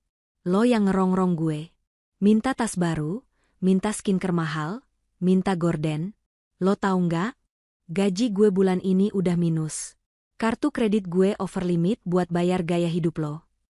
Yaitu kewajiban lo sebagai adik. Bantah Mika tak mau kalah. Gue kan udah ngurusin rumah ini. Ngurusin apa? Bentak Herjunot. Nyuci piring aja Ralin yang ngerjain. Lo cuma tidur, makan, berak, dandan. Parasit lo. Plah. Tamparan keras mendarat di pipi Herjunot. Mika menampar adiknya dengan napas memburu. Berani lo ngatain gue parasit? Gue kakak lo, teriak Mika histeris. Herjunot memegang pipinya yang panas. Ia menatap kakaknya dengan tatapan kosong. Energinya habis. Kemarahannya berganti menjadi ketakutan yang amat sangat. Ia berjalan gontai menuju meja makan. Di sana, masih ada sisa sarapan tadi pagi. Piring kotor bekas roti panggang Mika yang belum dicuci. Semut mulai mengerubunginya. Kah? Suara Herjunot melemah, terdengar putus asa. Besok gue harus resign. Gue nggak punya pesangon. Gue punya utang kartu kredit 50 juta. Cicilan mobil 5 juta per bulan. Sewa rumah ini jatuh tempo minggu depan. Mika terdiam. Tangannya yang tadi menampar kini turun perlahan. Realita angka-angka itu mulai merasuk ke otaknya yang materialistis. Tabungan lo? Tabungan Ralin? Tanya Mika gugup. Tabungan Ralin? Herjunot tertawa getir. Itu uang dia. Dan lo denger sendiri tadi, dia yang selama ini nutupin kekurangan gue. Tanpa dia, kita nol, Kak. Kita miskin beneran. Suasana hening yang mencekam menyelimuti rumah itu. Bayangan kemiskinan, tagihan debt collector, dan terusirnya mereka dari kontrakan menari-nari di pelupuk mata. Terus kita harus gimana, Junot? Suara Mika bergetar, kali ini ketakutan yang asli. Gue nggak tahu, bisik Herjunot, menatap kosong ke dinding. Gue bener-bener nggak tahu. Pagi harinya, langit Jakarta mendung, seolah turut berduka atas nasib Herjunot Ali. Meskipun semalam Ray menyuruhnya membuat surat pengunduran diri, Herjunot masih memiliki secercah harapan bodoh. Ia berpikir, mungkin kalau ia datang ke kantor pagi-pagi sekali dan memohon di kaki Morgan, ia masih bisa diselamatkan. Setidaknya, ia tidak dipecat dengan tidak hormat. Herjunot mengenakan kemeja kerjanya yang paling rapi, meski matanya bengkak karena tidak tidur semalaman. Ia memacu motor metik lamanya, karena mobilnya ditarik pihak leasing pagi-pagi buta akibat tunggakan 3 bulan yang baru ketahuan. Ternyata Ralin yang selama ini menahan pihak leasing, dan pagi ini Ralin melepas penahanannya. Sampai di lobi kantor, Herjunot berjalan menuju gate karyawan. Ia menempelkan kartu ID-nya. BB. Akses denied. Lampu indikator menyala merah. Herjunot mencoba lagi. Merah lagi. Pak Herjunot, panggil seorang satpam berbadan besar. Dulu satpam ini selalu menyapanya ramah. Sekarang, wajahnya datar dan tegas. Pak Asep. Ini ID saya rusak kayaknya, kata Herjunot mencoba tersenyum. Bukan rusak, Pak. Akses Bapak sudah dicabut sejak tadi malam. Bapak dilarang masuk ke area gedung, jawab satpam itu lugas. Apa? Tapi barang-barang saya di meja? Laptop saya? Barang-barang pribadi Bapak sudah kami masukkan ke dalam kardus ini. Satpam itu menyerahkan sebuah kardus bekas mie instan yang berisi foto meja, mug, dan beberapa ballpoint. Silakan dibawa. Herjunot memeluk kardus itu dengan tangan gemetar. Karyawan lain yang lalu lalang mulai berbisik-bisik dan menunjuk-nunjuknya. Rasa malunya kembali memuncak. Tiba-tiba, sebuah mobil sedan mewah berhenti di lobi. Morgan Oy turun. Herjunot melihat kesempatan. Ia meletakkan kardusnya dan berlari menghampiri Morgan. Pak Morgan. Pak Morgan, tolong saya, seru Herjunot. Morgan berhenti. Ia tidak kaget. Ia memberi isyarat agar satpam tidak menyeret Herjunot dulu. Surat pengunduran diri sudah kamu buat? Tanya Morgan datar. Sudah Pak, ini di saku saya. Tapi Pak, tolong beri saya kesempatan. Jangan blacklist saya. Saya punya cicilan, Pak. Istri saya mantan istri saya. Morgan mengeluarkan sebuah amplop coklat tebal dari tas kerjanya. Ini dari Nona Ralin, kata Morgan, menyodorkan amplop itu ke dada Herjunot. Herjunot menerimanya dengan tangan gemetar. Apa ini, Pak? Pesangon? Tanyanya penuh harap. Buka saja. Herjunot membuka amplop itu. Matanya membelalak membaca judul dokumen di dalamnya, gugatan perceraian dan tuntutan ganti rugi. Ganti rugi? Herjunot mendongak bingung. Ya, jawab Morgan tenang namun tajam. Tim audit kami menemukan adanya penggelapan dana operasional kecil-kecilan yang kamu lakukan selama setahun ini untuk menutupi gaya hidup kakakmu. Nona Ralin juga menuntut pengembalian dana pribadi sebesar 200 juta rupiah yang kamu pakai dari rekening tabungan dia tanpa izin yang jelas untuk modifikasi mobil dan belanja kakakmu. 200 juta? Lutut Herjunot lemas. Pengacara kami sudah membekukan aset kamu yang tersisa. Motor yang kamu pakai itu, sebentar lagi akan diambil debt collector di parkiran. Kamu benar-benar tidak punya apa-apa lagi, Herjunot. Morgan merapikan jasnya. Saran saya, jual tanah warisan orang tua kamu di kampung, kalau masih ada. Gunakan untuk bayar pengacara. Karena kami tidak akan memberi ampun. Morgan berbalik dan berjalan masuk ke gedung perkantoran yang megah itu. Pintu kaca otomatis tertutup, memisahkan dunia sukses di dalam dengan dunia kehancuran di luar tempat Herjunot berdiri. Herjunot mendekap amplop gugatan cerai itu di dadanya.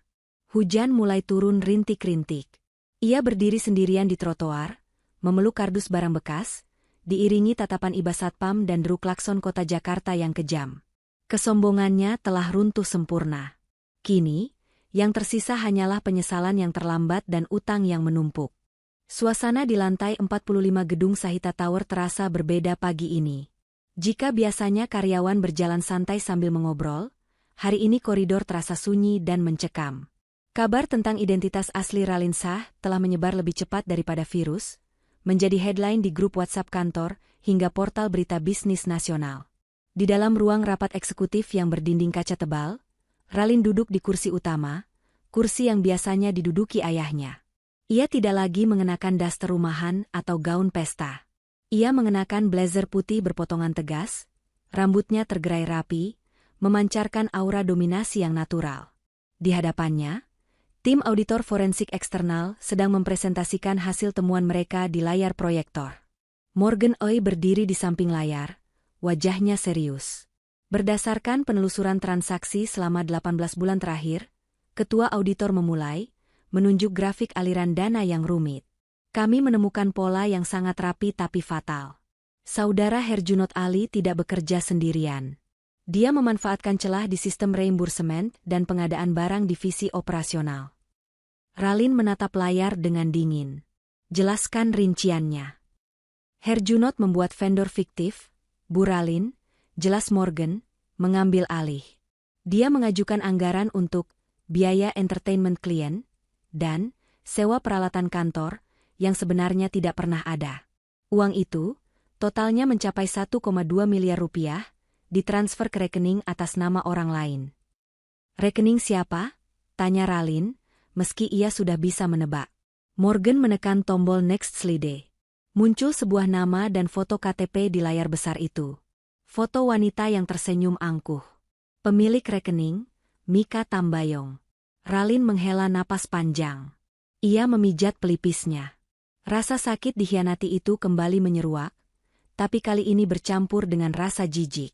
Jadi, selama ini uang perusahaan ayahnya dicuri untuk membiayai tas-tas branded palsu dan perawatan wajah kakak iparnya? Ini bukan lagi masalah etika kerja. Suara Ralin memecah keheningan ruangan. Ini tindak pidana pencucian uang dan penggelapan jabatan. Betul, Bu, jawab Morgan. Kami sudah menyiapkan berkas untuk pelaporan ke kepolisian. Tapi ada satu hal lagi. Apa? Pagi ini, Mika Tambayong terdeteksi menghubungi beberapa akun gosip Instagram, lambe turah dan sejenisnya. Dia mencoba menjual cerita versi dia. Dia ingin memutarbalikkan fakta, mengatakan bahwa Ibu Ralin adalah istri durhaka yang menjebak suami dan iparnya karena gila hormat. Ralin terkekeh pelan. Tawa yang kering. Dia benar-benar tidak tahu kapan harus berhenti. Ya? Apa instruksi ibu? Apakah kita perlu merilis press rilis bantahan? Tanya staf humas yang ikut rapat. Ralin menggeleng pelan. Ia berdiri, berjalan menuju jendela besar yang menampilkan pemandangan kota Jakarta dari ketinggian. Tidak perlu bantahan. Bantahan hanya akan membuat kita terlihat defensif. Biarkan dia menari sebentar lagi.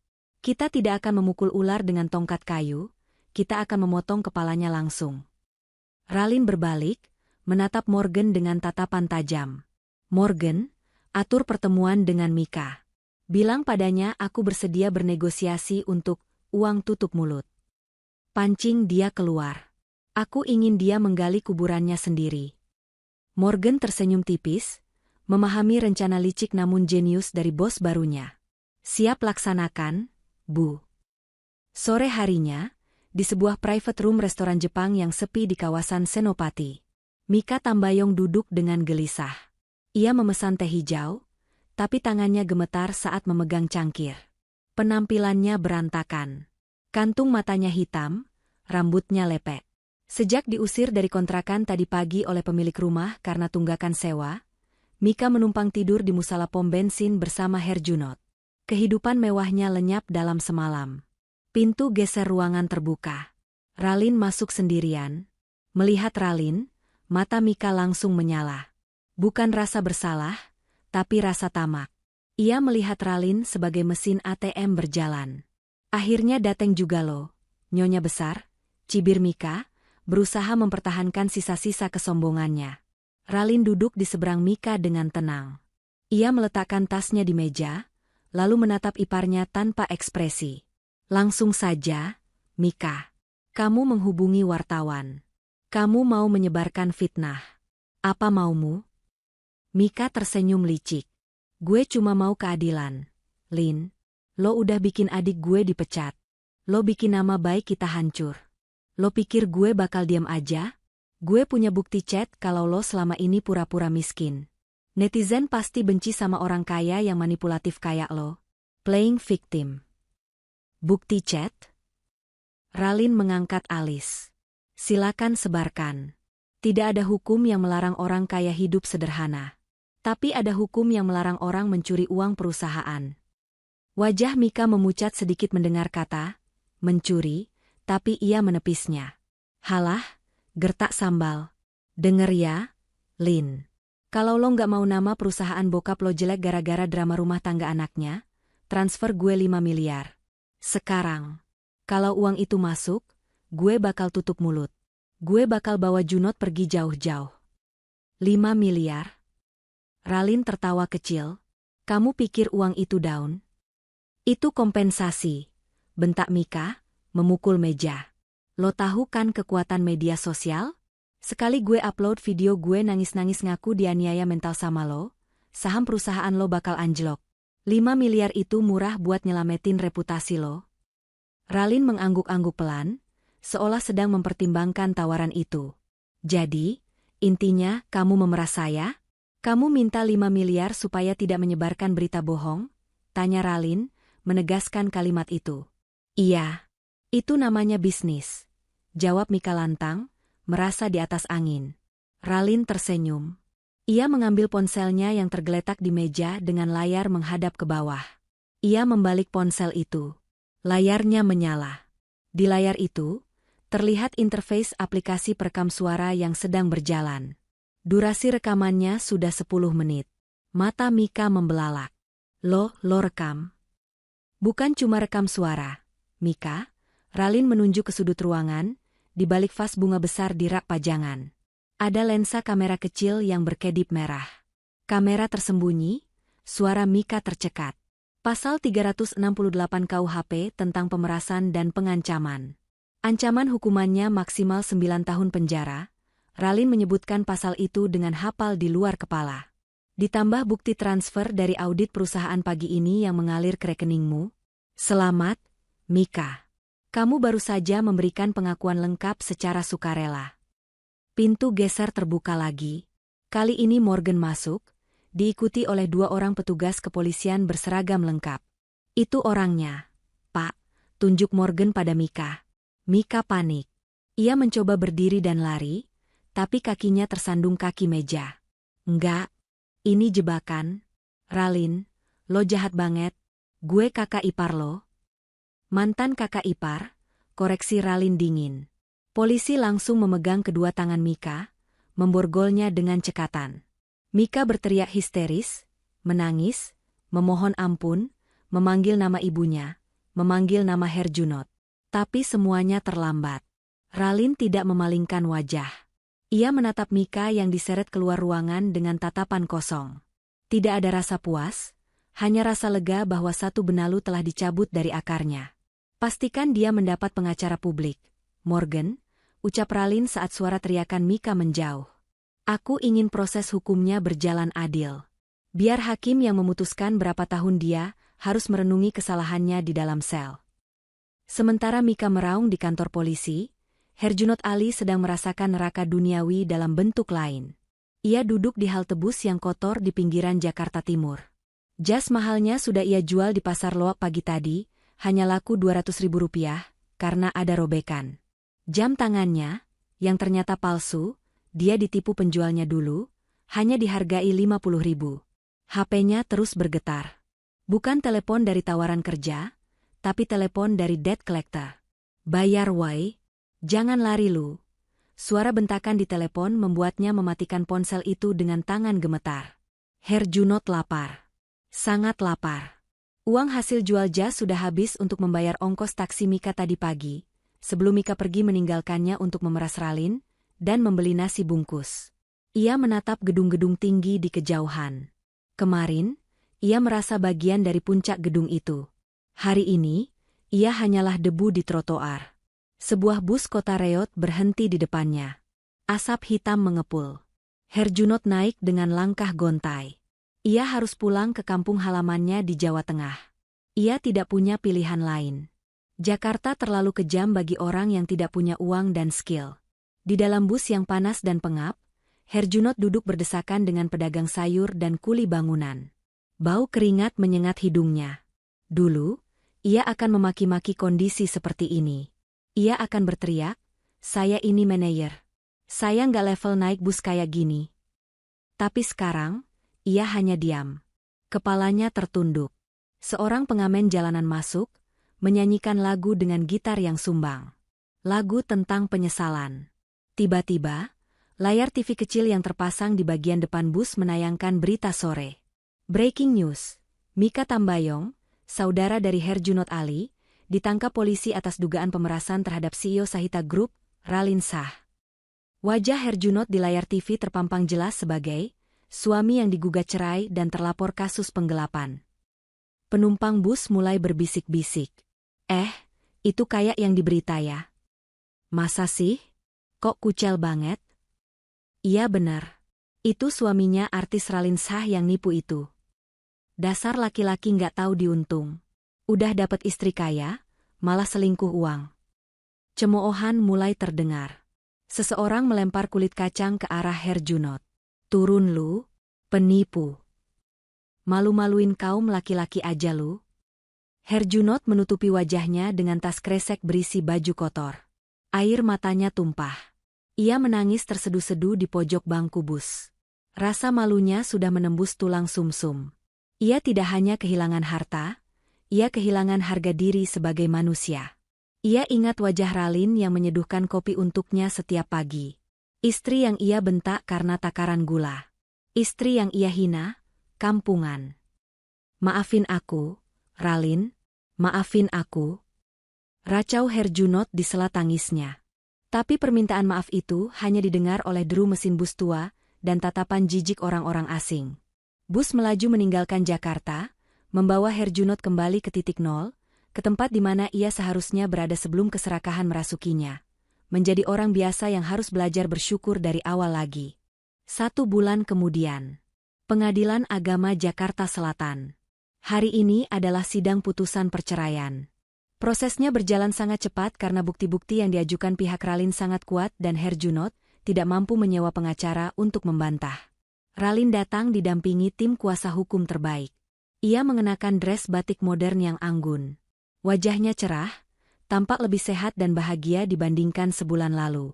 Di sisi lain ruang sidang, Herjunot duduk sendirian. Tubuhnya kurus kering. Wajahnya tirus, matanya cekung. Ia mengenakan kemeja batik lama yang warnanya sudah pudar, satu-satunya baju bagus yang tersisa. Ia datang jauh-jauh dari kampung naik bus ekonomi semalam suntuk hanya untuk menghadiri sidang ini. Hakim mengetuk palu 3 kali. Tok, tok, tok. Memutuskan, mengabulkan gugatan penggugat untuk seluruhnya. Menjatuhkan talak 1 bain syugra tergugat Herjunot Ali bin Maman terhadap penggugat Ralin Sah binti Rey Sahetapi. Selesai. Ikatan pernikahan itu resmi putus demi hukum. Ralin menghembuskan napas lega. Beban 50 kilogram rasanya terangkat dari pundaknya. Saat Ralin hendak keluar dari ruang sidang, Herjunot memberanikan diri mendekat. Petugas keamanan langsung waspada, tapi Ralin memberi isyarat tangan agar membiarkan Herjunot bicara sebentar. Jarak mereka 2 meter. Jarak yang aman namun terasa seperti jurang pemisah antar benua. Ralin. Suara Herjunot parau dan lemah. Ralin menatap mantan suaminya. Tidak ada lagi kebencian di matanya. Yang ada hanya ketidakpedulian yang sopan. Ada apa, Pak Herjunot? Tanya Ralin formal. Panggilan, Pak. Itu menampar Herjunot lebih keras daripada makian. Aku cuma mau bilang selamat. Herjunot menunduk, tidak berani menatap mata Ralin. Dan, terima kasih. Kamu nggak menuntut penjara buat aku soal penggelapan itu. Kamu cuma minta ganti rugi aset. Ralin memang mencabut laporan pidana untuk Herjunot, tapi tidak untuk Mika. Dengan syarat Herjunot menyerahkan semua asetnya dan tidak boleh menginjakan kaki di Jakarta selama 5 tahun. Itu adalah belas kasihan terakhir Ralin, sisa-sisa kenangan akan payung saat hujan 3 tahun lalu. Aku melakukan itu bukan karena aku masih peduli padamu, jawab Ralin datar. Aku melakukannya karena aku tidak mau membuang energiku untuk mengurusi hidupmu di penjara. Aku ingin kamu bebas, supaya kamu bisa merasakan betapa sulitnya mencari uang halal mulai dari nol. Itu hukuman yang lebih berat daripada penjara. Herjunot menggigit bibirnya menahan tangis. Apa ada kesempatan, walau cuma 1%, buat kita balik lagi? Aku janji aku berubah, Lin. Aku bakal jadi kuli, jadi tukang sapu, apa aja, asal sama kamu. Ralin menggeleng pelan, tersenyum miris. Kamu tidak mencintaiku, Herjunot. Kamu hanya merindukan kenyamanan yang aku berikan. Kamu merindukan istri bodoh yang bisa kamu injak. Ralin melangkah maju 1 langkah, menatap lurus ke dalam jiwa Herjunot yang hancur. Ingat kata-kata kamu di pesta itu. Dasar istri kampungan dan miskin. Kamu benar. Ralin yang dulu memang miskin. Miskin harga diri karena bertahan dengan laki-laki toksik sepertimu. Tapi Ralin yang sekarang sudah kaya. Kaya hati, kaya mental, dan kaya materi. Dan Ralin yang sekarang, terlalu mahal untuk kamu beli dengan kata manis. Selamat tinggal, Herjunot. Semoga kamu menemukan kebahagiaan di kampung halamanmu. Ralin berbalik badan, rambut panjangnya berkibar pelan. Ia berjalan keluar ruang sidang dengan langkah tegap, diiringi Morgan dan para pengacara. Herjunot berdiri mematung, menatap punggung wanita yang dulu tidur di sebelahnya setiap malam, wanita yang kini tak terjangkau bagaikan bintang di langit. Ia jatuh terduduk di lantai ruang sidang, menangis tanpa suara, memeluk lututnya sendiri dalam penyesalan yang abadi. 6 bulan kemudian, Grand Ballroom Hotel Kempinski kembali dipenuhi orang. Namun kali ini suasananya berbeda. Tidak ada ketegangan, tidak ada drama. Yang ada hanya rasa hormat dan antusiasme. Hari ini adalah rapat umum pemegang saham, RUPS, sekaligus peresmian CEO baru Sahita Group. Di atas panggung, Rey Sahetapi berdiri di podium. Wajahnya terlihat lebih tua namun bahagia. Ia tersenyum menatap putrinya yang duduk di barisan depan. Selama 40 tahun saya memimpin kapal ini, ucap Ray.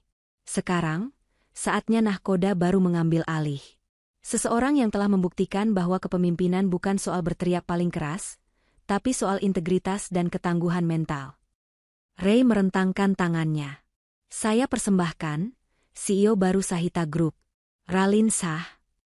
Tepuk tangan membahana. Kali ini tepuk tangan yang tulus, bukan karena takut atau menjilat. Ralin naik ke panggung. Penampilannya memukau. Ia mengenakan setelan powersuit berwarna navy blue, rambutnya dipotong pendek sebahu memberikan kesan segar dan dinamis. Ia terlihat berwibawa, cerdas, namun tetap memancarkan kehangatan. Ia berdiri di podium, memegang mikrofon yang sama yang ia pegang 6 bulan lalu saat menghancurkan Herjunot. Tapi getarannya kini berbeda. Terima kasih, ucap Ralin. Ia memandang ke seluruh ruangan. Di sudut sana, ia melihat Morgan Oi tersenyum bangga sambil mengacungkan jempol. Morgan kini diangkat menjadi direktur utama mendampingi Ralin. Hubungan mereka tetap profesional. Namun ada benih-benih persahabatan, dan mungkin romansa tipis yang sehat, yang mulai tumbuh. 6 bulan lalu, di ruangan ini, saya belajar tentang topeng.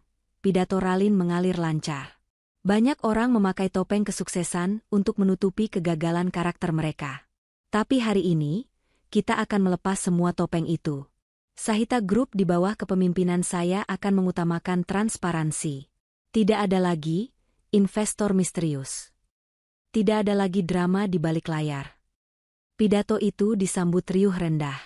Ralin menutupnya dengan janji akan mendirikan yayasan untuk membantu wanita korban KDRT dan kekerasan verbal, sebuah dedikasi dari masa lalunya.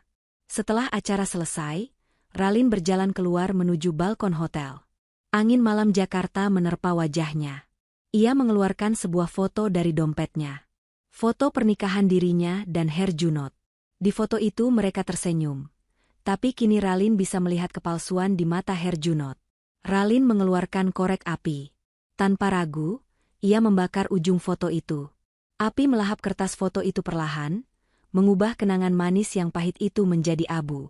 Selamat jalan masa lalu, bisik Ralin saat foto itu habis terbakar dan abunya terbang terbawa angin. Morgan menghampirinya di balkon, membawa 2 gelas sparkling water. Sudah siap untuk besok, Bu CEO? Jadwal padat. Rapat dengan investor Jepang jam 9, goda Morgan. Ralin tersenyum, mengambil gelas itu. Ia menatap langit Jakarta yang luas. Sangat siap, Pak Direktur. Sangat siap. Mereka bersulang di bawah sinar bulan. Ralin Shah bukan lagi putri yang teraniaya. Ia bukan lagi istri yang kampungan. Dia adalah Ralin Shah, sang pewaris yang telah menemukan kembali mahkotanya, bukan karena pemberian ayahnya, tapi karena ia telah memenangkannya melalui api ujian. Dan cerita pun berakhir, bukan dengan kata tamat, tapi dengan kata mulai. Mulai. Mulai. Mulai. Mulai. Mulai. Mulai.